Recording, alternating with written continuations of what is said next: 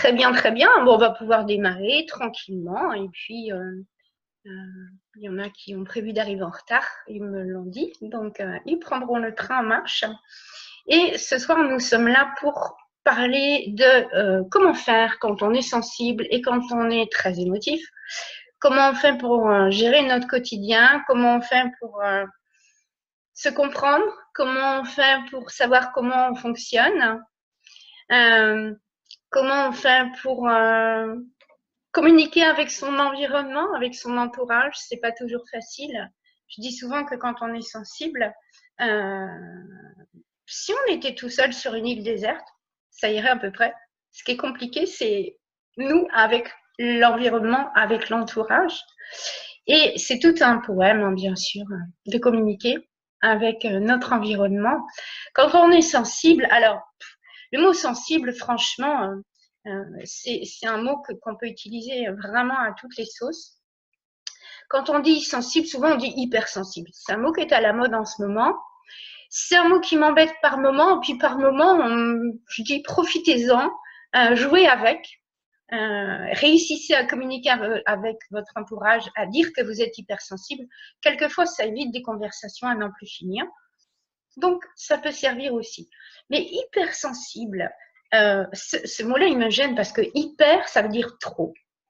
Alors déjà, trop sensible, moi, j'ai une question. Est-ce que c'est un trouble comme l'hyperthyroïdie? Quand on a de l'hyperthyroïdie, c'est que la thyroïde, elle fonctionne trop fort. Et puis, quand on a de l'hypothyroïdie, c'est que la thyroïde ne fonctionne pas assez. Mais dans les deux cas, c'est un trouble. Alors, hypersensibilité, c'est un trouble ou pas? Enfin, il y a des limites à être sensible, pas sensible. Et déjà, qu'est-ce qu'on met dedans? Ce mot de sensibilité, alors, j'espère que ma connexion est bonne. J'ai le message comme quoi ça bouge, c'est assez instable. Le mot sensibilité, il est un peu… Déjà on mélange tout. On peut dire de moi que je suis très sensible parce que je pleure devant des films à l'eau de rose ou émouvants. On peut dire que je suis sensible parce que dès qu'il fait chaud, dès qu'il fait froid, moi ça me perturbe le corps, ça me trouble. Et là c'est une sensibilité, mais de par les sens. C'est par ma peau que je suis sensible au chaud, au froid. Et là, on n'est plus du tout sur de l'émotionnel, on est sur quelque chose qui est capté par un de nos cinq sens. Et quand on est sensible, ça commence par le mot sens. Et nous, on est des êtres humains qui n'avons que cinq sens pour appréhender le monde. Et quelquefois, ces sens-là sont plus développés chez certaines personnes que chez d'autres. Alors, je connais des personnes, de mes amis, qui, par exemple, ne peuvent pas aller au restaurant parce que dès qu'il y a plus de 6 personnes dans la salle, ça fait trop de bruit, ça lui transperce les oreilles et c'est invivable pour elle. On appelle ça hyperacousie, donc c'est vraiment une capacité de réception de par les sens qui est très, très forte. Ça peut amener à un malaise, entre guillemets, parce qu'à un moment donné, on ne se sent pas à l'aise à cause de ça et parce qu'on réceptionne tellement les bruits que ça fait trop et que ça devient ingérable dans le corps. Ça, c'est une forme de sensibilité. Il y a une autre forme de sensibilité où ça, notre entourage sait bien nous le faire remarquer, c'est que dès qu'on nous dit une phrase de travers, ou même pas de travers, eh bien, on pique la mouche, on prend tout pour soi, on est touché pour un oui, pour un non, on prend pour un reproche la plus petite remarque. Si une remarque nous est dite par un inconnu, un étranger, bon, ça peut passer. Mais si la même remarque nous est dite par quelqu'un qu'on aime bien, quelqu'un auquel on tient, tout de suite, on est en train de se questionner, de se demander pourquoi il m'a dit ça, mais est-ce que c'est parce que hier je lui ai dit ce truc-là et que il l'a mal pris, ou qu'il croit que je voulais dire que ça, et là on commence à mettre des questions et des questions et des questions, et plus on se questionne, plus on est bloqué dans ce système-là, et plus l'émotion à l'intérieur, elle prend de l'ampleur, et à un moment donné, on est mal, parce que à force de se poser des questions, eh bien, on a fait monter la pression à l'intérieur et on s'est mis en stress tout seul. Donc le mot est lâché. Quand on est très sensible, quand on est hyper émotif, on est des personnes anxieuses, par exemple. On dit ça. Quelqu'un me l'a dit aujourd'hui. Je suis une personne anxieuse. Moi, je dirais plutôt que c'est une personne sensible. C'est ça le truc, c'est qu'il faut savoir dans quel ordre on met les choses. Évidemment, si je suis sensible et si je suis émotif, je vais être vite stressée. Je suis stressée même si je pars en vacances. Je suis stressée si quelque chose de nouveau intervient dans ma journée. Je suis stressée quand il y a du changement. Je suis stressée quand les choses ne se déroulent pas comme prévu. Je suis stressée quand j'ai une petite chose à organiser. Alors quand j'ai une grande chose à organiser, ça devient vraiment, vraiment très, très fort et ça décuple le stress. En fait, quand je suis sensible et émotif, je dis souvent que nous sommes des amplificateurs émotionnels. Alors oui, chez nous, une petite colère, ça n'existe pas. Hein. C'est tout de suite le volcan. Voilà, ça fait partie de notre structure. Et c'est un peu pour ça que je fais cette conférence ce soir. C'est que, de par ma pratique, puisque j'ai un cabinet à Nantes où je reçois en consultation, en thérapie brève, des adultes pour tout type de problématiques, et que je suis aussi spécialiste des apprentissages et que je reçois aussi en consultation des enfants par rapport à des difficultés à l'école, difficultés d'apprentissage ou de comportement, peu importe. Ce que j'ai découvert, c'est que notre façon d'apprendre a une répercussion sur nos émotions. Je m'explique. Quand j'utilise mon petit test habituel pour savoir de quelle façon apprend la personne que j'ai devant moi, donc je veux savoir si elle a plutôt une dominante visuelle, on est sur les 5 sens, une dominante visuelle, ou bien une dominante auditive, ou bien une dominante kinesthésique, ou bien 2 dominantes à égalité, ou bien les 3 que je viens de citer là. Tout est possible. Et quand j'utilise mon petit test et que je m'aperçois que les personnes les plus en difficulté par rapport à l'école et de toute façon les plus en difficulté pour la gestion des émotions sont les personnes qui ont un profil kinesthésique. Les gens qui ont un profil kinesthésique, ce sont des gens qui apprennent en faisant. C'est une mémoire du mouvement, une mémoire de l'action. Donc jusque-là, c'est un profil comme un autre. Hein. Celui qui est visuel se souvient de ce qu'il a vu, celui qui est auditif se souvient de ce qu'il a entendu, celui qui est kinesthésique se souvient de ce qu'il a fait. Bon, jusqu'ici, tout va bien. Sauf qu'en fait, quand on est kinesthésique et qu'on apprend par le mouvement, par l'action, par son corps, eh bien, le corps a une importance énorme dans notre vie et c'est vraiment quelque chose qui va dominer notre vie, c'est quelque chose qui va guider nos actions, nos sentiments, nos émotions, notre énergie. Enfin, vraiment, ça va guider notre façon de se placer dans le monde. Et ce que j'ai remarqué donc, c'est que les personnes que je recevais qui avaient un profil kinesthésique pour apprendre, en fait, sont des hypersensibles. Et que les hypersensibles que j'ai rencontrés, quand je leur fais passer le petit test, eh bien, ils sont kinesthésiques. Tout ça, c'est imbriqué. Tout ça, ça va ensemble. Donc, j'ai relié complètement les deux. Et j'explique maintenant aux personnes sensibles qui viennent me voir qu'est-ce que c'est que cette structure de la personne kinesthésique. Comment ça fonctionne.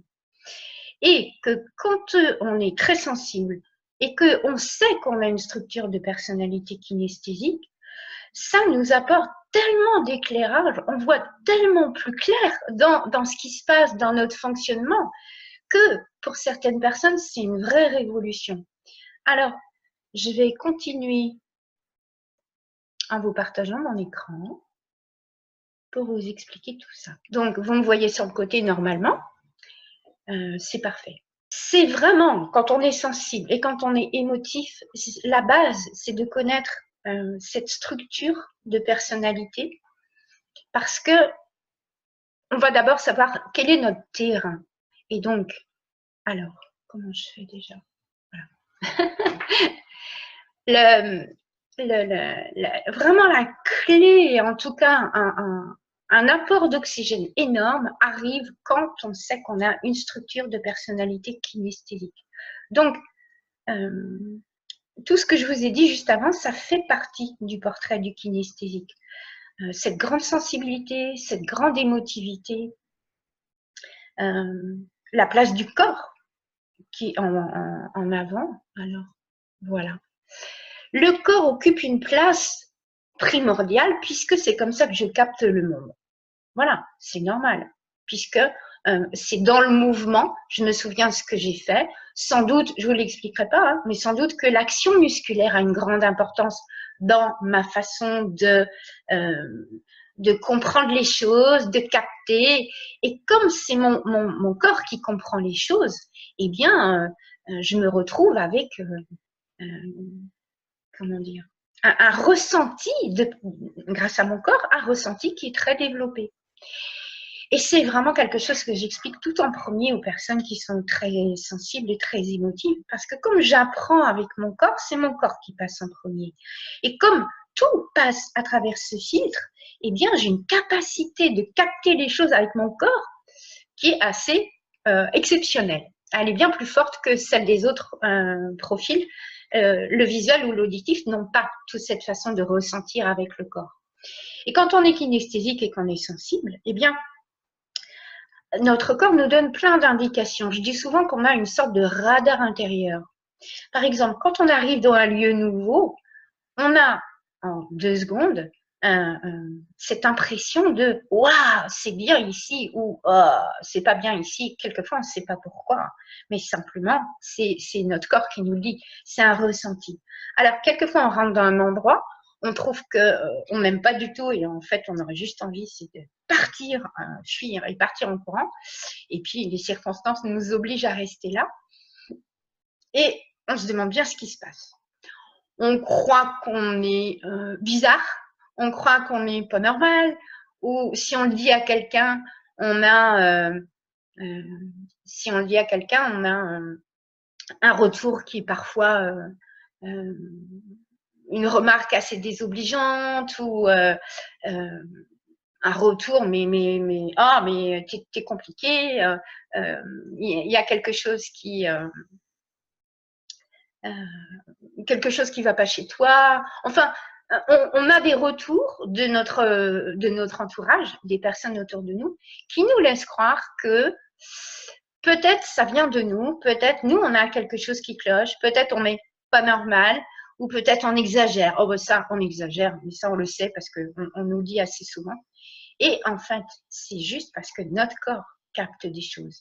Notre corps a un ressenti extrêmement développé.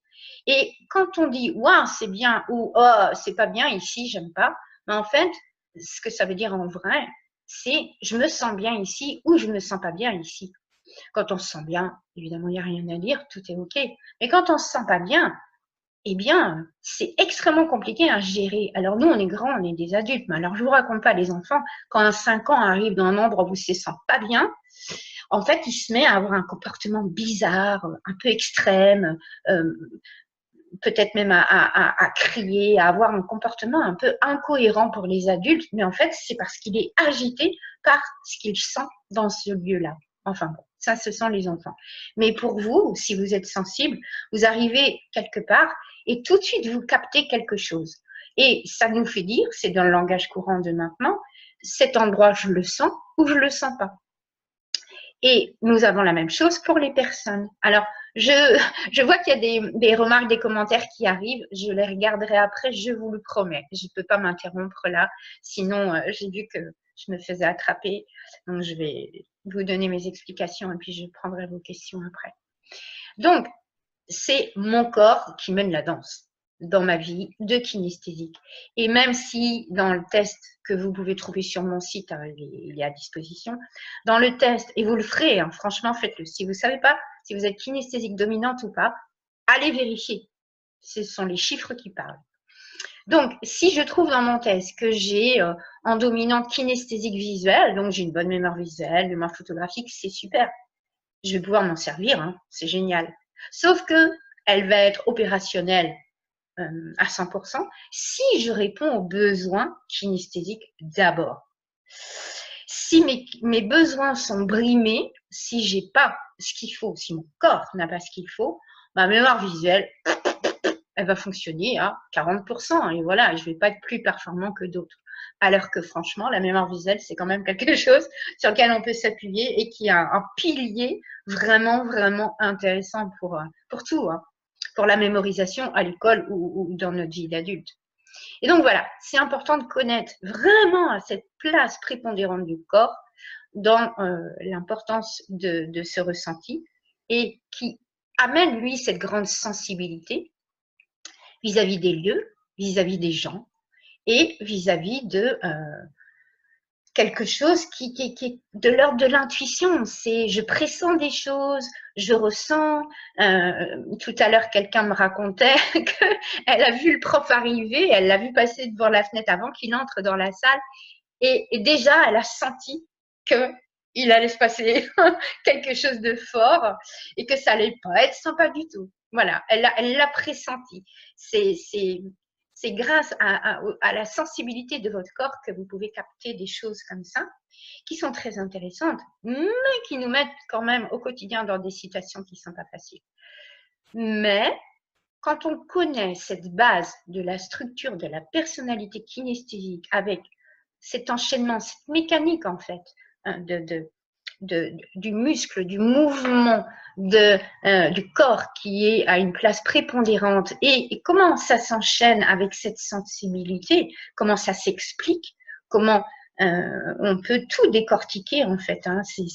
C'est comme un engrenage avec des roues et ça nous amène à capter pas mal de choses et à nous faire dire qu'on est hyper sensible, pourquoi? Parce qu'on capte un peu plus que les autres, quoi. Ceux qui sont juste visuels ou kinesthésiques. Donc voilà, ça c'est le premier volet des choses à connaître pour trouver les moyens pour vous d'apaiser les émotions et le stress que crée cette grande sensibilité. La façon de la gérer pour vous et la façon de vous arranger avec votre environnement. La deuxième grande partie, qui est vraiment un pilier pour vous sentir bien par rapport à tout ça, c'est de s'occuper des émotions. Parce que nous sommes un amplificateur émotionnel, je ne le répéterai, pardon, je ne le répéterai jamais assez. Et une fois qu'on sait comment fonctionne la personnalité, de quoi on a besoin, comment tout mettre en place, une fois que c'est en place, eh ben c'est fait. Ça, c'est génial. Il y a une histoire de terrain et quand on sait comment fonctionne le terrain, qu'est-ce qu'il y a comme minéraux dans cette terre-là, de quoi il y a besoin comme engrais, comment lisser tout ça, comment mettre une jolie pelouse qui tient bien, qui fait joli et sur laquelle c'est agréable de marcher. Voilà, on a préparé notre terrain et quand on a mis tous les ingrédients qu'il faut, c'est bon, c'est fait. On est au courant, ça roule. Par contre, ce qui ne sera jamais terminé, ce qui sera jamais le chantier qui ne s'arrête jamais, c'est celui des émotions. Donc, c'est une des clés de s'en occuper très vite, avec des bons moyens. Et vous avez besoin de connaître quelles sont les sources de vos émotions. Alors, quand on est sensible, ben, la source des émotions, elle est multiple. C'est autant, comme je disais tout à l'heure, la relation à l'environnement, la sensation de chaud, de froid. C'est autant les bâtiments, c'est autant les gens, ce qu'il y a aux alentours, ce que m'envoient les personnes, un regard, une remarque, un geste, enfin voilà, ce que émet mon environnement parce que je le capte tellement que c'est une source d'émotion. Si je suis dans le bus et que je vois une dispute entre deux personnes, non, je suis pas dans la dispute, mais si j'entends tout ce qu'ils disent et que je suis voilà, témoin de cette histoire-là, je reçois tout dans mon corps et j'arrive chez moi, je suis vraiment perturbée, je suis vraiment mal. Et donc, j'étais pas dedans, sauf qu'en fait, comme je fais éponge au niveau émotionnel, je capte aussi les émotions des gens, eh bien, je repars, je suis chargée en fait. Donc, il faut trouver les moyens de se décharger de ça. Ça, c'est l'environnement. Mais vous le savez sans doute, hein, que dans vos émotions, il n'y a pas que l'environnement qui est source d'émotions, il y a aussi tout ce qui se passe à l'intérieur. C'est-à-dire que, comme je vous le racontais tout à l'heure, je suis capable toute seule, en me faisant un film, en en me questionnant sur les réactions d'un tel ou d'un tel, ou en remettant en question des choix que j'ai faits par le passé, parce que je me dis, ah non, mais je me suis trompée, j'ai pas fait le bon choix, ou bien quelqu'un m'a dit un truc, et du coup, ça me met le doute sur mes décisions, voilà, voilà, voilà. Et mes doutes à moi, je les amène toutes seules à l'intérieur. Et si je reste toute la journée bloquée avec mes doutes, mais le soir, je suis une vraie cocotte minute. Et là, j'ai fait monter la mayonnaise toute seule. Donc, intérieurement, il y a aussi plein de façons de faire monter les émotions et d'amplifier tout ça et de se mettre tout seul. On est assez grand pour ça, dans un état de stress. Donc, il y a besoin vraiment de réussir à décortiquer tout ça pour voir, pour vous, qu'est-ce qui appuie sur le bouton des émotions. Et on en arrive aux tempêtes, bien sûr, parce qu'il y a les sources d'émotions, et puis l'amplificateur émotionnel, le ressenti qui est très fort, fait que quelque chose qui pourrait être un petit, je sais pas, une petite griffure, sur nous, ça fait une balafre. Voilà. Sur nous, ça fait tout de suite une faille sismique. Un petit problème, quelque chose qui pourrait s'appeler un problème chez quelqu'un d'autre, chez nous, on appelle ça une catastrophe parce que on est du style volcanique. C'est votre conjoint qui arrive le soir et qui est dans tous ses états parce qu'il s'est passé quelque chose. Et quand il vous le raconte, si vous n'êtes pas hypersensible, bah vous dites oui, bon, bah, c'est pas très grave, quoi. Mais pour lui, si. Ou c'est l'inverse. C'est pour vous. Oh, vous arrivez, vous vous dites, ah non, mais c'est la catastrophe, et vous racontez ça à quelqu'un, puis la personne vous dit, bah, attends, c'est pas grand-chose. Mais pour vous, c'est une catastrophe. Ou bien c'est votre enfant qui revient de l'école et qui, à 10 ans, vous dit, ma vie est foutue. Voilà, c'est les grands mots, les grands mots qui vont avec les grandes émotions. C'est simplement parce que ce qui s'est passé pour lui prend une ampleur terrible et sur le moment, il le ressent comme la fin du monde. Voilà. On est régulièrement dans des situations de fin du monde parce qu'on est extrême. On va monter on va gonfler le ballon très vite. Il se peut qu'il se dégonfle aussi très vite, mais il se peut aussi qu'on reste avec ce gros paquet pendant un bout de temps. Chacun a ses méthodes pour faire baisser la pression émotionnelle, mais vous avez besoin de développer vos méthodes. C'est indispensable. C'est pas ah, je suis quelqu'un d'anxieux et oh, mais c'est pénible, oh là là, j'en ai marre, oh là là, il faut vraiment que ou alors je suis une plaie, ou je suis un boulet. Enfin, il y a combien de c'est quelque chose qu'on me dit souvent. Je suis une catastrophe ambulante. Et on met avec ça, puis on pense que c'est une malédiction. Mais non, non, non. Il y a les moyens de faire baisser cette pression émotionnelle. Vous pouvez très bien. Donc, le but, c'est d'atteindre une mer calme. On ne veut pas une mer d'huile, hein, parce que les kinesthésiques sensibles, avoir une journée d'une platitude comme ça, c'est même pas la peine. Ce serait invivable et ce serait très désagréable. Mais on veut une mer. On n'est pas obligé d'être dans la tempête tous les jours, ni même une fois par semaine. On n'en a pas besoin.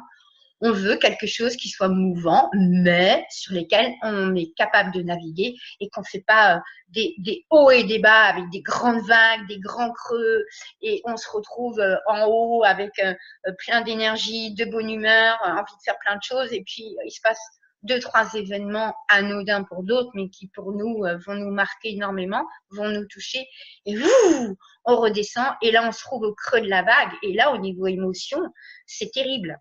Les moments où on est au creux de la vague, ce sont les moments où on a des idées noires et on remet tout en question.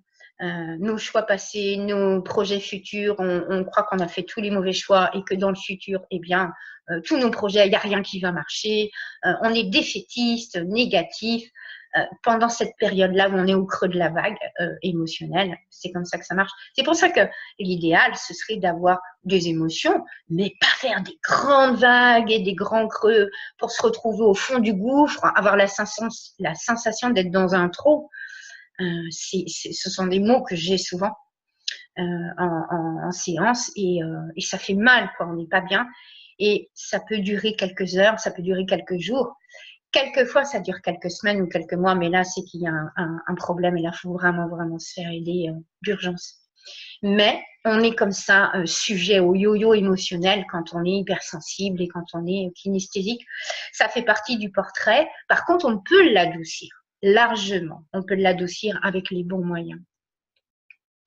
Et le troisième pilier que vous avez besoin de connaître pour vivre votre quotidien de façon paisible, c'est quels sont les besoins qui correspondent à cette personnalité, à ce fonctionnement, à cette structure. Parce qu'une fois que vous allez connaître vos besoins, vous allez pouvoir, ce que je disais tout à l'heure, travailler sur le terrain, apporter ce qu'il vous faut en termes de minéraux, engrais, bonne terre, argile ou je ne sais quoi, en tout cas ce qui correspond à vos besoins à vous.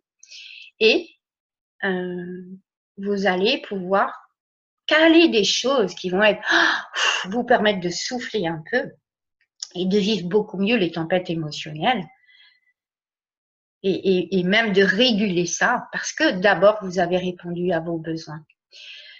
La question de l'énergie, elle est cruciale parce que le kinesthésique est quelqu'un qui a beaucoup d'énergie dans son corps. Ce sont en général des gens qui bougent beaucoup, souvent qui font beaucoup de sport. Pas tout le monde, mais en tout cas, sport ou pas sport, ce sont des personnalités qui ont besoin d'être dans l'action. Rester enfermé toute une journée à la maison, waouh, ça c'est un truc. Même une maison avec jardin, hein, c'est pas assez. Il faut bouger plus que ça. Il faut que ça bouge, il faut qu'il y ait de l'action. Alors, je connais des gens qui restent chez eux, mais ce sont des gens qui rénovent des meubles, fabriquent des choses à la maison. Dans ces cas-là, ils ont l'action dont ils ont besoin.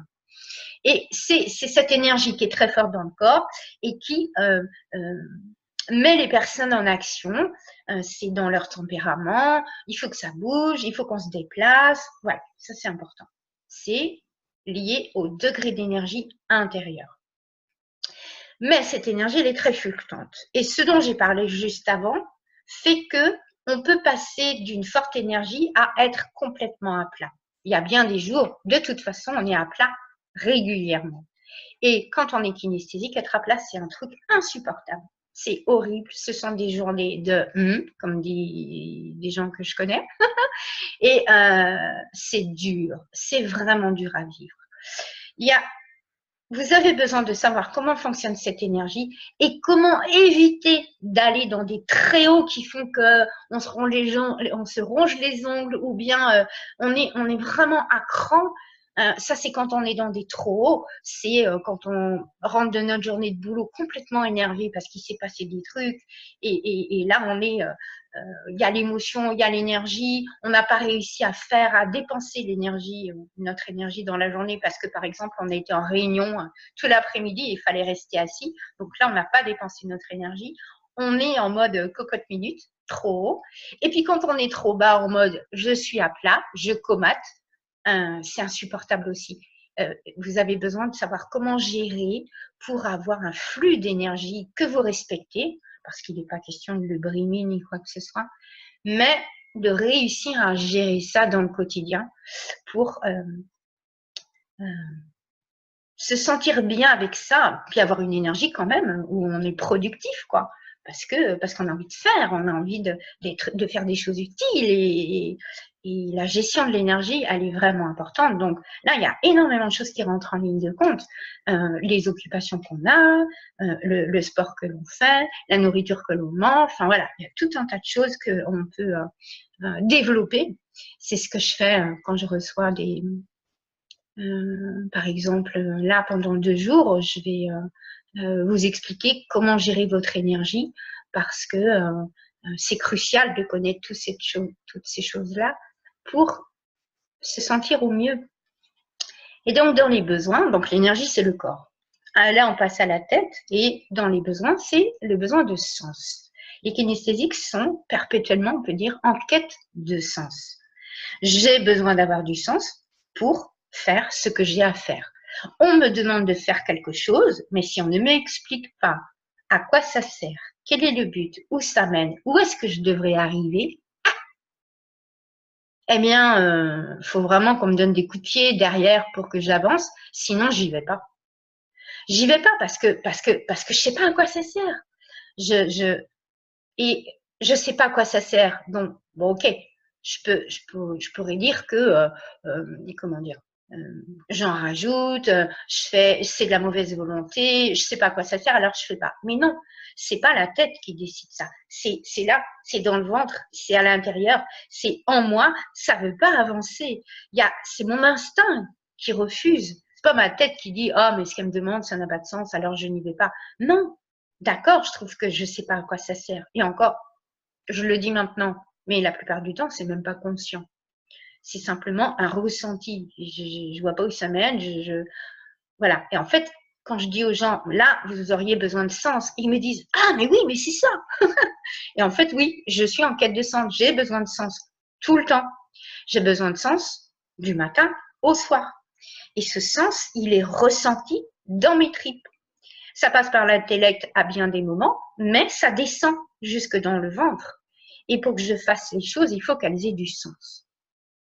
C'est pour ça que quand quelqu'un me regarde avec un regard noir le matin en arrivant au boulot, je fais tourner le rouage là qui dit mais pourquoi il m'a regardé comme ça, il m'en veut de ce que je lui ai dit hier, et là on cherche le sens. Et ça peut nous tenir toute la journée, mais c'est pour répondre à ce besoin de sens. Ça gouverne les kinesthésiques du matin au soir. Ça nous gouverne, nous, dans la façon dont on se place dans notre famille, dans la façon dont on reçoit les messages de nos parents, dans la façon dont nous échangeons en couple, dans la façon dont nous nous plaçons au travail. Ça joue forcément beaucoup aussi dans la façon d'apprendre à l'école. Si on n'explique pas à l'enfant à quoi sert ce qu'on lui apprend là, où est-ce que ça doit mener, c'est quoi le but, c'est quoi l'objectif, comment est-ce qu'il peut avancer? Un kinesthésique ne peut pas. C'est comme si on lui disait avance sur la route là, mais on lui met un bandeau, donc il voit pas où il va. Alors il avance à tâtons et tout doucement, il peut pas faire autrement. Et il se sent mal, je vous le garantis. Ça, c'est une question cruciale. Et je parlais tout à l'heure du besoin d'activité, parce que kinesthésique, le kiné, c'est l'action. Donc, le besoin d'activité, il est quotidien, il est vital, il est lié au corps dont je parlais tout à l'heure, il est lié aux émotions aussi, parce que tout ça, c'est imbriqué. Tout ça, ça va ensemble. Mon corps, mes sensations, mes émotions, mon activité, mon énergie, le sens que j'y trouve ou pas, tout ça, c'est, je ne sais pas quelle image je pourrais trouver, mais c'est tellement imbriqué, c'est tellement, il y a des liaisons qui partent dans tous les sens. Tous ces mots-là sont reliés les uns aux autres, et quand on comprend le fonctionnement global, tout ça est cohérent. Mais pour agir sur un versant, sur un pilier, sur l'énergie par exemple, j'ai besoin de comprendre comment fonctionne le corps. J'ai besoin de comprendre quel est le besoin d'activité. J'ai besoin de comprendre comment le sens est relié aux émotions. J'ai besoin de savoir comment les émotions sont reliées au corps. Tout ça, c'est une machinerie, comment on pourrait dire, c'est vraiment quelque chose dont on doit connaître les ramifications pour pouvoir avancer, nous, dans notre vie, pour arriver à quelque chose où on est beaucoup plus conscient de soi, on se comprend. Alors déjà, c'est énorme, parce qu'en fait, dans toute cette histoire, on aurait besoin, voilà, on aurait besoin pour être bien, pour vraiment poser des choses dans notre vie, on a besoin de se comprendre, de comprendre comment nous, on fonctionne. D'abord, première étape, parce que si je veux aller jusqu'à trouver ma place dans mon environnement, il faut d'abord que je commence avec moi. Bien comprendre comment moi je fonctionne. Apprendre à m'écouter. Apprendre à identifier ce que je ressens. Identifier mes besoins, identifier mes émotions et mettre des mots dessus. Déjà, ça, c'est moi avec moi. Ce sont déjà les premiers pas qui sont... c'est une marche à suivre, on va dire. On peut pas griller une étape. La première étape, c'est ça. C'est écouter ce qui se passe en moi, identifier et mettre des mots. Et on est tous bien placés pour savoir que mettre des mots sur nos émotions, on n'a pas appris à faire et on a besoin d'un mode d'emploi. Donc, première étape, ça c'est moi avec moi. Et puis, écouter mes besoins. Écouter mes besoins, c'est déjà un grand pas. Il y a un moment donné où peut-être que je vais aussi répondre à mes besoins. Et là, j'ai fait encore un pas. Et puis, une fois que moi, je suis au clair avec tout ça, que j'ai les idées très claires sur comment je fonctionne, ce que je ressens, quels sont mes besoins, mes émotions, qu'est-ce qui appuie sur mes boutons qui font mal, à quoi je réagis tout le temps, tous ces trucs-là, c'est moi avec moi, je suis au clair avec ça, j'identifie, j'ai bien observé, maintenant j'ai les outils, je sais faire, je sais gérer. Une fois qu'on est arrivé là, on va pouvoir, comme on est bien calé vis-à-vis de nous-mêmes, on va pouvoir se caler vis-à-vis de l'environnement. On va pouvoir exprimer tout ça et on va pouvoir trouver notre place pour de vrai. Pas une place qu'on a pris en essayant de faire plaisir, parce que les relations humaines sont super importantes pour les kinesthésiques et les personnes sensibles. Et on essaye toujours de ménager les gens autour de nous.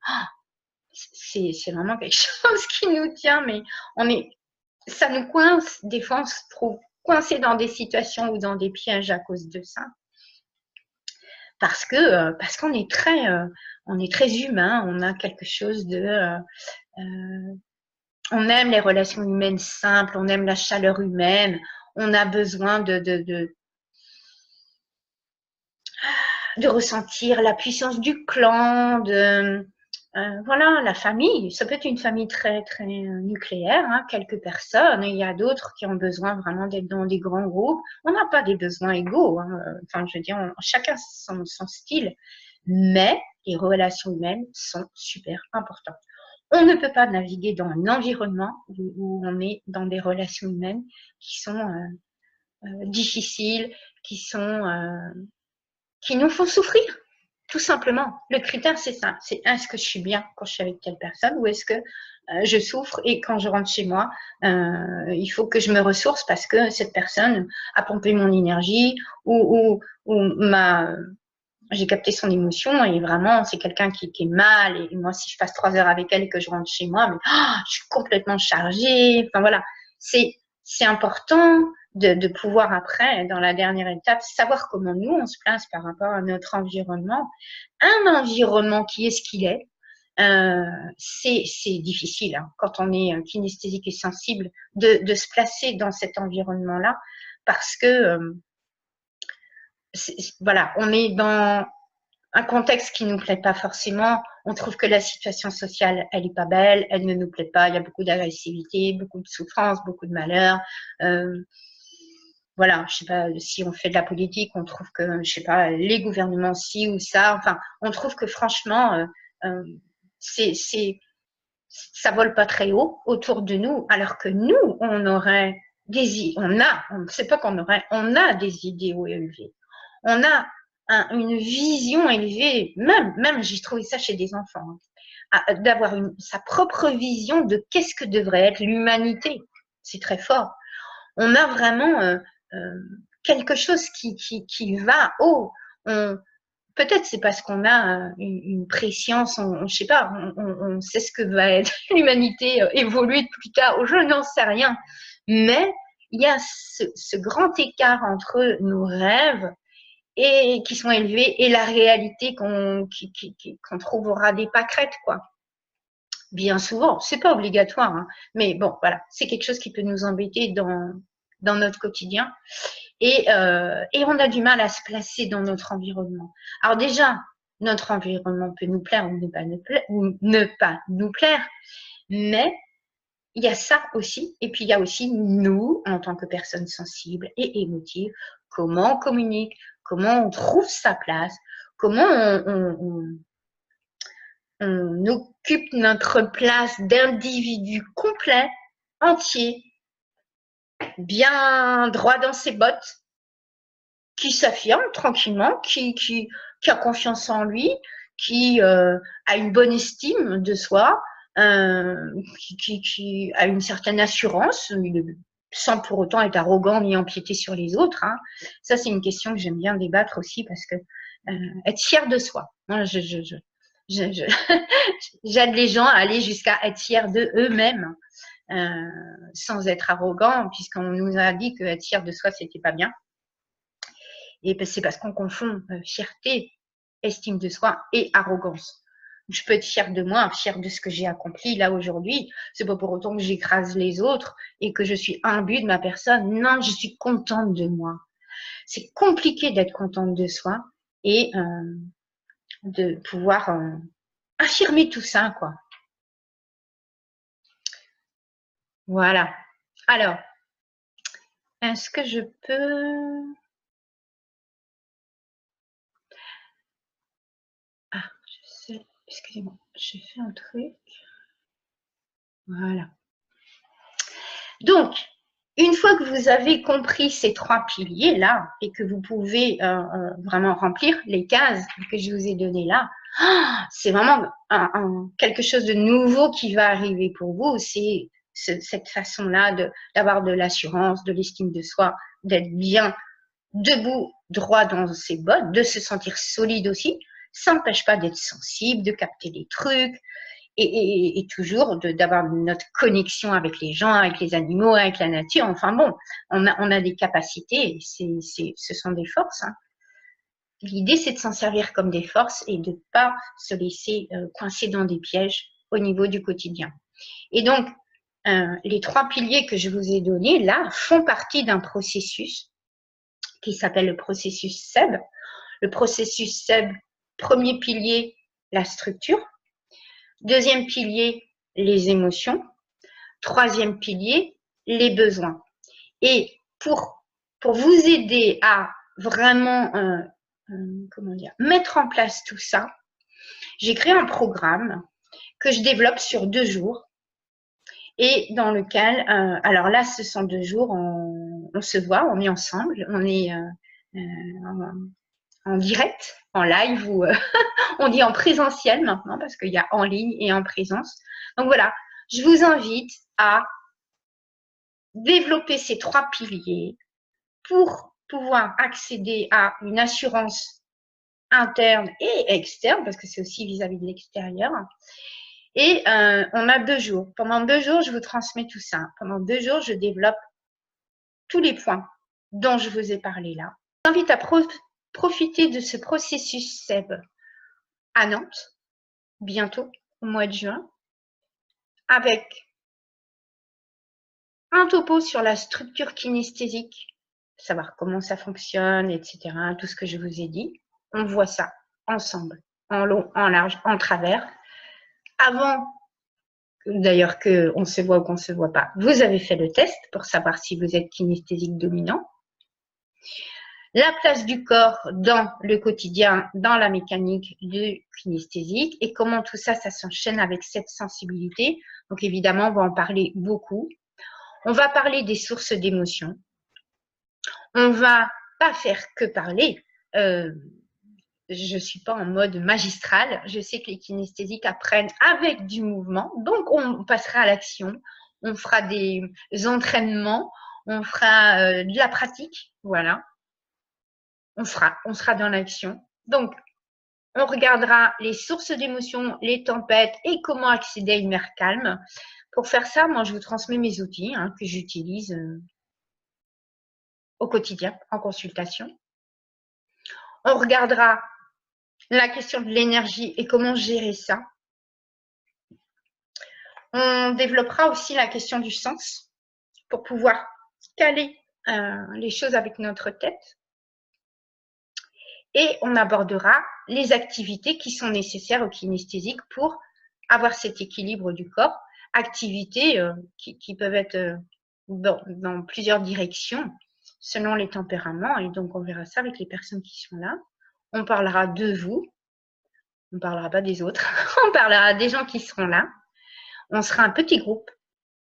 Et puis, on pourra vraiment prendre notre temps pour échanger là-dessus, que je vous donne des clés, des astuces pratiques que vous emporterez chez vous, que vous pourrez appliquer directement le soir même et mettre en place tout ce qu'il faut pour vous sentir bien avec tout ça. Alors, je vous propose de venir à Nantes les 15 et 16 juin. Le tarif, il s'est affiché tout de suite, donc comme ça, on ne se pose pas de questions. Il faut savoir que comment dire, c'est un tarif spécial que je vous fais pour vous ce soir parce que c'est pas du tout le tarif primordial. À la base, c'est 650 les 2 jours, hein, mais voilà, on a choisi de vous faire une offre pendant 48 heures. 48 heures à partir du moment où vous recevez le replay, ça fait vendredi, on va dire, le temps que je monte la vidéo.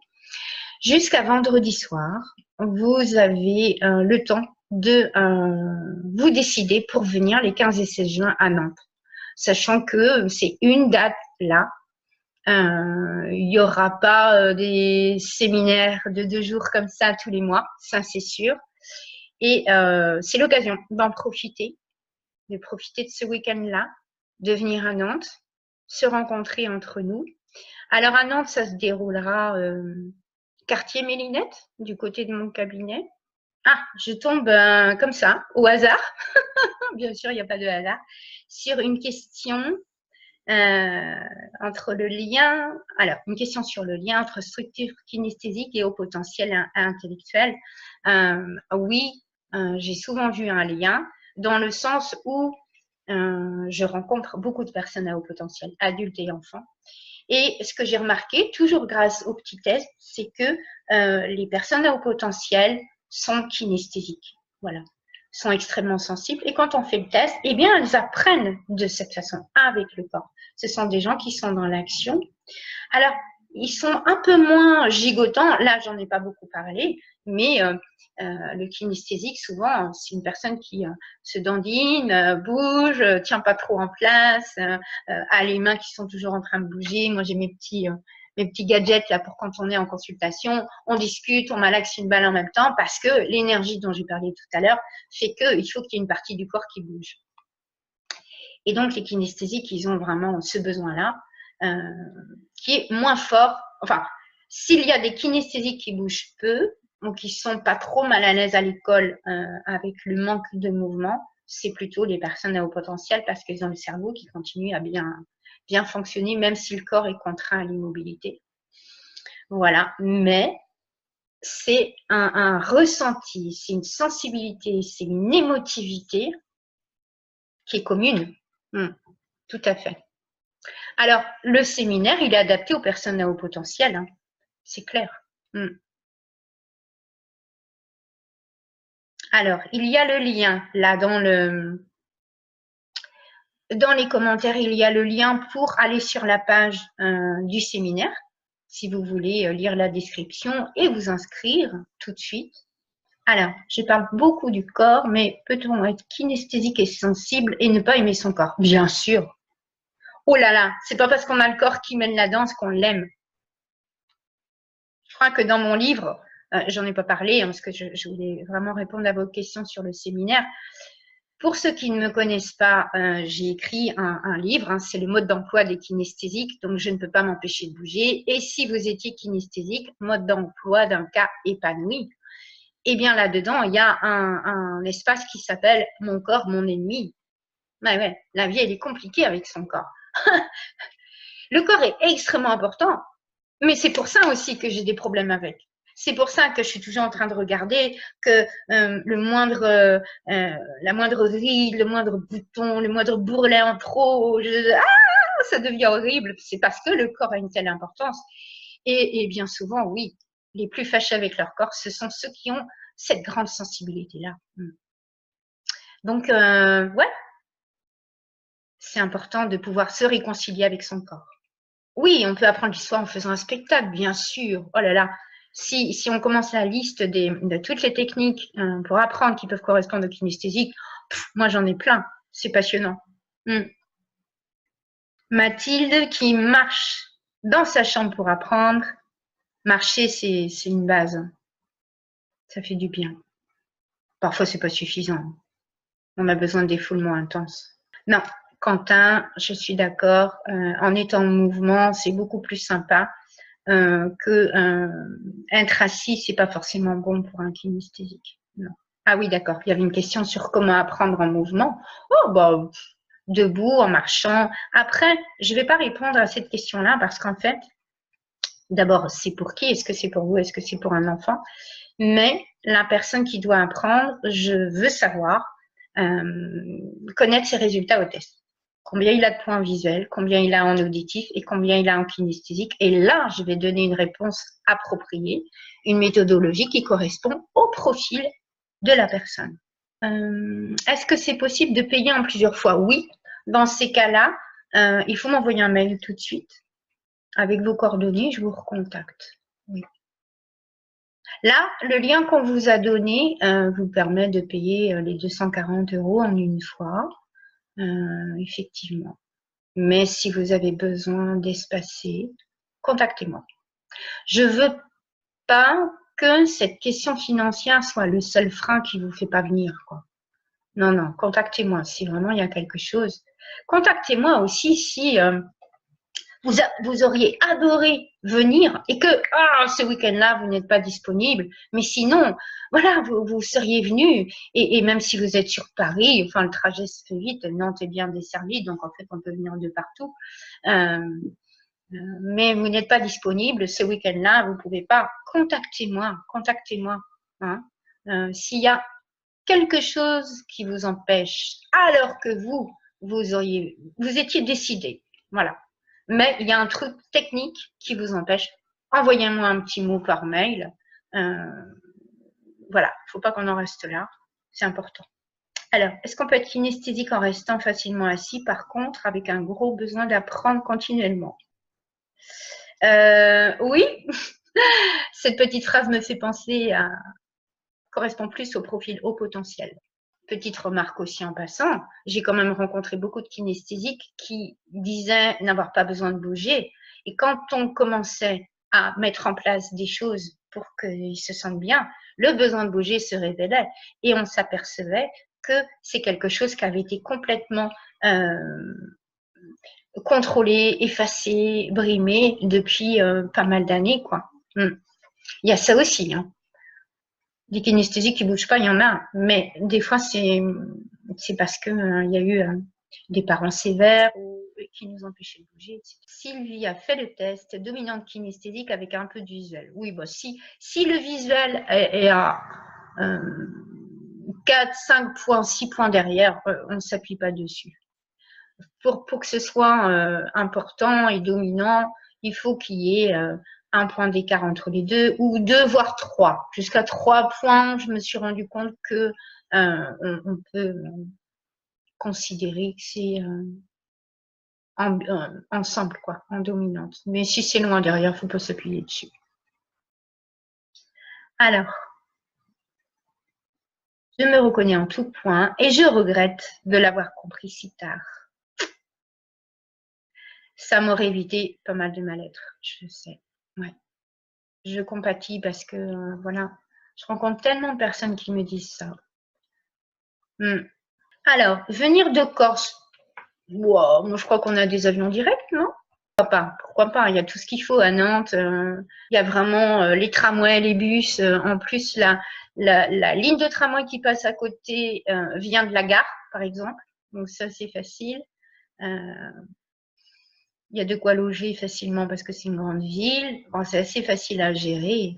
Et puis, vous nous apporteriez un peu d'air de la Corse. Moi, je veux bien dans un petit bocal. J'ai appris lors de mes cours de méthodo que je suis kinesthésique. J'ai été diagnostiquée quand j'étais petite, hyperactive et au potentiel. Ouais. Je reprends mes études et ça m'inquiète. Oui, je comprends. Là, ce qui serait super, c'est vraiment d'avoir toute la panoplie des techniques pour apprendre quand on est kinesthésique. Et ça, franchement, ça vous aiderait beaucoup. Ouais, je comprends que ça vous inquiète. De toute façon, démarrer un grand projet nouveau, c'est ce que je disais tout à l'heure en parlant des émotions. Hein. Ça nous fait monter en émotion. Je bouge beaucoup, mais mon esprit aussi est toujours en mouvement, même la nuit. Est-ce que c'est fréquent? Ça peut, ouais. Après, il y a plusieurs raisons possibles. Donc là, il faut rentrer dans les détails.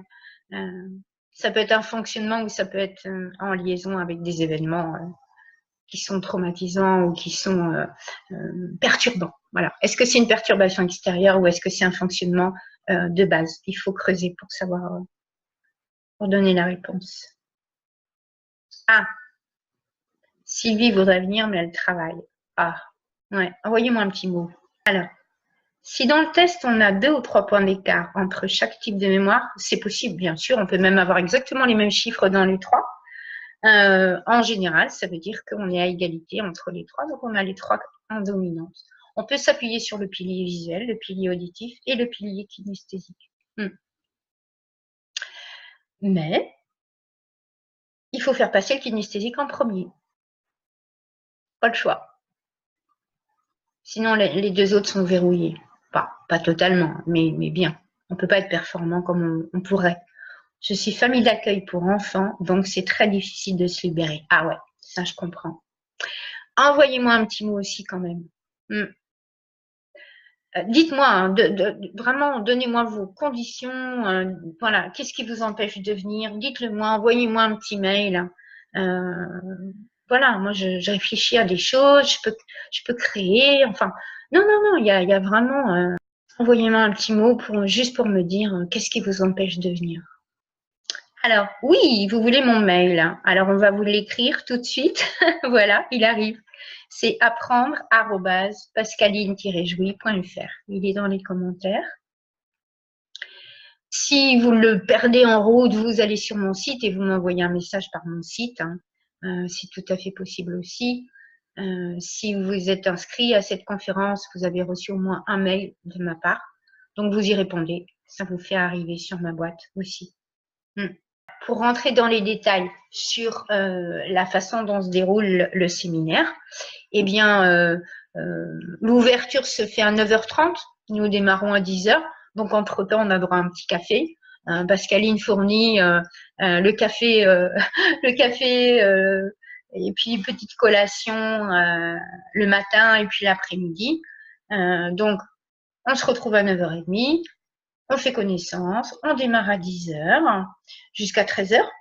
Et puis là, on fait la pause déjeuner. Pour la pause déjeuner, il y a de quoi aller à l'extérieur pour manger. Il y a des restaurants autour. Et puis, c'est possible aussi d'amener son pique-nique et de manger sur place, vraiment comme bon vous semble. Voilà. Après, nous reprenons l'après-midi. Et puis, 14h, 17h, quelque chose comme ça. On fait une pause au milieu. Là, c'est pareil, on se fera un petit thé, une boisson chaude quelconque, un petit café et puis une petite collation pour se ressourcer. Et voilà, à 17h, on va digérer tout ça. On va se profiter de l'extérieur. Et puis, ah non, le logement n'est pas compris. Pas 240 € pour 2 jours, là, c'est pas possible. Et donc, on termine à 17h et le lendemain, on recommence. Donc là, on se connaîtra. Et le lendemain, on va vraiment attaquer très fort la gestion des émotions. Ce sera un gros paquet. Il faut que je vous donne vraiment mes outils. Il faut que je vous donne tout ce qu'il faut pour que vous puissiez gérer après, chez vous, dans votre quotidien. Ça, c'est vraiment une mission que je me suis donnée. Et donc, voilà, 17h. Et puis, après, on reste en contact parce qu'il y a le groupe aussi. Et voilà, et avec ces 2 jours, vous allez vraiment repartir avec de quoi. Il y aura eu des grands pas de fait, ça c'est sûr. Comme dirait quelqu'un que j'ai vu mettre un message sur Facebook, il y aura un avant et un après. Parce que c'est vraiment des choses qui sont des grandes révélations. C'est vraiment des choses qu'on met en place. C'est pratico-pratique parce que moi, je n'aime pas rester dans la théorie. Il n'en est pas question. Donc, je vous donne vraiment du concret, quoi. Voilà. Des exemples concrets, des exercices, des entraînements concrets pendant ces 2 jours et vous repartez avec une boîte à outils. Pas dans une boîte. Hein. Ne me faites pas dire ce que j'ai pas dit. C'est une boîte à outils, c'est du langage imagé. Amenez de quoi prendre des notes. Quelqu'un m'a demandé s'il y avait une base de documents, pas spécialement, parce que je vais vraiment coller aux besoins des personnes qui seront là. Donc, je ne vais pas un document prêt comme ça d'avance. Non. Amenez de quoi prendre des notes. Et puis, vraiment des outils pour répondre à vos besoins personnels. Je veux vraiment m'attacher aux gens qui seront là pour vous donner les outils qui vous correspondent. Alors, donc je redis que le logement n'est pas compris.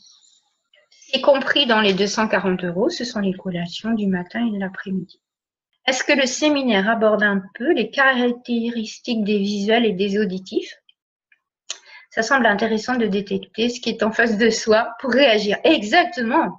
Bien sûr, de toute façon, soit on fait le test au démarrage, soit vous arrivez avec votre test déjà fait, et puis bien sûr que je vais vous donner des petits secrets pour communiquer avec votre entourage et vous faire comprendre, bien sûr. Pour mieux vous comprendre, si vous avez un mix des typologies d'apprentissage. Oui, bien sûr. Je ne peux pas m'empêcher de parler de ces trucs-là, vous voyez, même ce soir. Est-ce qu'il y a un sport ou une activité qui est le mieux pour un kinesthésique? Il y a vraiment un peu de tout. Dans les kinesthésiques que je rencontre, il y a vraiment, c'est vraiment des goûts. Il y a des gens qui sont passionnés de vélo, d'autres c'est le golf ou taper dans un punching ball. Il y en a qui font du Krav Maga, du judo, du BMX, roller, skate, tout ce qui roule, hein. Vélo, j'ai déjà dit. Mais vélo, enfin il y a plein de sortes de vélos. Et non, il y a vraiment toutes sortes de sports. C'est vraiment une histoire de goût personnel. Marathon, je connais beaucoup de marathoniens qui sont kinesthésiques. Est-ce que ça ne pourrait pas se faire en vidéoconférence? C'est très intéressant cette question-là, parce que et c'est possible de venir au séminaire en étant sur Skype. Mais oui, bien sûr. J'ai pas pensé à le préciser, mais bien sûr qu'on pratique ça. C'est-à-dire que quelqu'un qui veut absolument venir, mais pour qui il y a trop de trajets ou que c'est pas gérable au niveau du temps, c'est possible d'être en vidéoconférence avec nous, complètement. Ouais. Ça peut dépanner, hein, bien sûr, et vous aurez tout le contenu. Et puis j'adapterai les exercices, voilà. C'est mon métier, donc tout va bien. Alors effectivement, si quelqu'un veut s'inscrire et participer en vidéoconférence, eh bien pareil, on m'envoie un petit mot sur ma boîte mail qui va réapparaître là dans les commentaires, apprendre@pascaline-du6 jouy.fr. Et puis oui, la Corse, bah ouais, c'est vrai, c'est une solution. Oh, j'aurais bien aimé respirer un peu d'air corse quand même, hein. Bon, tant pis pour moi. Mais oui, effectivement, de toute façon, la technique, là, vous voyez, c'est fabuleux, hein. Je parle avec vous, vous êtes aux quatre coins de la France, même Belgique aussi. Voilà, la technique nous permet ça, profitons-en. Contactez-moi si vous avez des questions que je n'ai pas abordées là, parce que j'ai dit un peu rapidement comment on s'organisait.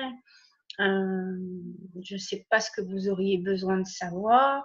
On est en petit groupe, hein. Je sais qu'il y a des personnes, justement, comme je le disais tout au début, hein, 20 c'est déjà trop, et voilà, donc on est en petit groupe dans un bel espace. C'est très entre nous, c'est très familial, c'est très convivial. Rappelez-vous que votre décision, elle prend place avant vendredi 22 h. Au moins m'envoyer un mot pour réserver. Voilà, c'est je prends ma décision et puis et vous m'en informez. Alors effectivement, pas mal de personnes me parlent d'enfants là. Ce que je vais vous transmettre, ce sera pour vous. Mais si vous avez des enfants qui sont très sensibles, tout ce que vous apprendrez là, vous pouvez le répercuter sur les enfants, hein. La gestion des émotions, le système, c'est le même, hein. J'emploie la même technique pour les adultes et pour les enfants. Et donc, si vous avez des questions qui peuvent vous concerner, vous et vos enfants, j'y répondrai, hein, bien sûr. Les besoins sont les mêmes, le besoin d'activité, l'énergie qui monte et qui descend, les moments où on est à plein, tous ces trucs-là, les enfants sont concernés tout autant, hein. C'est un séminaire d'adultes entre adultes, mais cette connaissance que vous allez ramener chez vous sera valable pour vos enfants si ce sont des petits loulous qui bougent et qui sont sensibles. Est-ce que ça se transmet de parent à enfant? Comme si c'était une maladie génétique. Non, du tout. Non, non, on peut très bien être kinesthésique, avoir des enfants qui ne le sont pas. Et c'est en fait kinesthésique, c'est dans nos sens ceux qui sont dominants pour appréhender le monde. Et on a tous 5 sens, en tout cas officiellement. Et donc, selon les personnes, on fait confiance à un sens ou à un autre. On a un sens qui nous apporte plus d'informations. Moi, je suis auditive et j'entends tellement de choses dans les voix des gens. Oh je peux décrypter, décoder plein de choses dans les voix. Et ceux qui sont visuels décodent dans les visages, dans la façon de se tenir ou je ne sais quoi. Ce sont des messages qui sont perçus intuitivement, inconsciemment. Et on a des canaux différents pour capter nos messages. Donc, non, ça ne se transmet pas. Il y a vraiment des options différentes. C'est pour ça que souvent, on ne se comprend pas. Un enfant kinesthésique avec des parents qui ne le sont pas, mais ils sont débordés, ils se disent « Ah, mais qu'est-ce qu'il a? Il n'est pas normal, il a un trouble de l'attention, ou il est hyperactif, ou… et voilà, ils vont chez le médecin, puis après ils viennent me voir en disant « Mais il bouge tout le temps, mais pourtant, le diagnostic hyperactif, c'était non. » Alors, il se passe quoi? C'est juste un kinesthésique et les parents ne comprennent pas. Et c'est dans l'autre sens aussi. Les parents kinesthésiques, ils sont beaucoup dans l'émotion et qui vivent leur parentalité dans une émotion qui est un peu exacerbée aussi, alors que ils peuvent avoir un enfant qui n'est pas kinesthésique et qui est plus tranquille et moins yo-yo émotionnel comme ça. C'est une nature, hein. Ça se voit des bébés. Moi, vous me mettez un bébé de 3 mois, je vous dis quel est son profil. Ça se voit. Donc, c'est vraiment une nature. C'est pas parce qu'on a des écrans et, comme on me demande souvent, qu'on développe des choses. Non, c'est vraiment une nature. Sachant vraiment que ce soit une très bonne école pour mesurer comment on peut être kinesthésique dans une formation. Parce que c'est quand même une formation, hein. Je vous transmets de l'information et vous allez repartir avec des outils. Donc, mais là, vous vivrez vraiment une expérience de comment on peut transmettre un savoir et des techniques d'une façon qui correspondent aux besoins des kinesthésiques complètement.